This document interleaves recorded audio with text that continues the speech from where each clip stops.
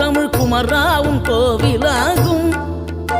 தினம் தேடி வரும் பக்தர்களின் தெளிவான முதிர்ந்த மனம் முருகா உண்மையிலுமாகும்.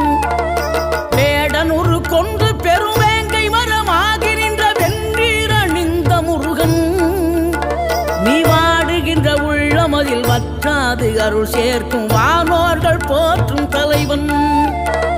நீரெடுத்த மேனியுடன் ஆறிடத்தில் பேரெடுத்து நினைவெல்லாம் இனிக்கின்றவன், நீ ஓர் எழுத்து ஆயுதமாய் ஒளிகின்ற வேலெடுத்து உறுதுணையாய் வருகின்றவன், எனக்கு உறுதுணையாய் வருகின்ற